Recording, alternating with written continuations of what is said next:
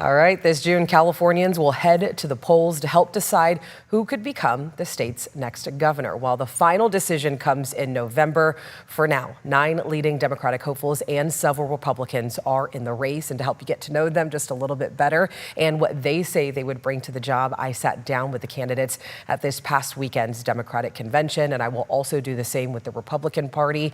To keep things fair, I drew the names at random for these interviews. Tonight, meet Xavier Becerra. For the people that are meeting you for the first time, why are you deciding to run for governor? Alex, we have to return California to what I grew up with, where a construction worker with a 6th grade education and a clerical worker who didn't come to this country till she married my dad when she was 18 could actually send the 3 sisters I had and myself to college or the military.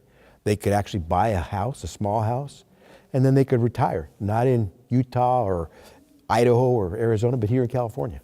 We need that back. And I want young families to believe that with me as governor, that's what they'll have. If elected, what are your top 3 priorities your first year in office? Well, one has to be more housing. We have to build more housing. Everyone is saying that because it's absolutely true. We have to make it more affordable to live in California.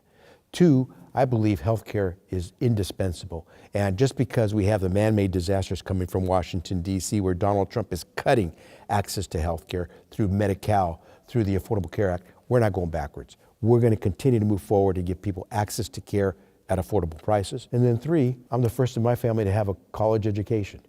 I'm going to make sure that we continue to improve K through 12. And we start doing preschool, because we have to get kids ready to learn and ready to lead. California spends billions addressing homelessness, yet this still remains a major problem in our state. What would you do differently to address homelessness? First thing is accountability. Making sure that the monies that we send from the state to our cities and our counties shows results. Because I think too often and more, Californians don't believe we're getting results for the money we're putting into homelessness. Secondly, we'll try to work with those cities and counties, but it won't just be on housing, it'll also be on mental health.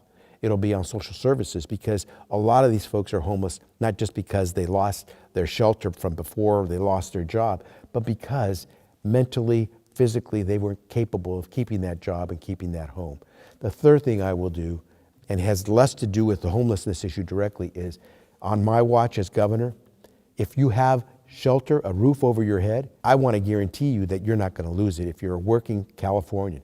If you work hard, you have a roof over your head, but you're barely making ends meet, you're paycheck to paycheck, I'd rather make sure that we are investing in you to keep you housed than see you go on the streets and then have to pull you off the streets to get you housed, because it costs so much more money to pull someone off the streets and get them housed than keeping someone who is in a home in that place. Do you think that California has gone too far, not far enough, or struck the right balance on criminal justice reform? It really depends on what the areas are. We were at one point with 3 strikes laws going way too far. At the same time, if you get too lenient, then you make it impossible to be able to try to get people back on the right path. What I think we have to do is take a look at Prop 36, for example. Prop 36 says we want to make sure we're tough on people who are committing crime, but we also want to make sure that we can get them off the path of committing crime. If we don't provide the services that you need, whether it's mental health, drug addiction services, then you're going to keep them on that path. So let's do what we know works.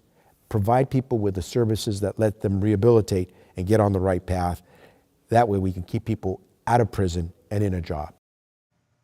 And we're going to keep these candidate profiles coming at 6:30, giving you a closer look at the top Democratic candidates in the race. And tomorrow I sit down with Katie Porter, and we are also working to sit down with the Republican candidates as we continue our coverage of the race for California's next governor.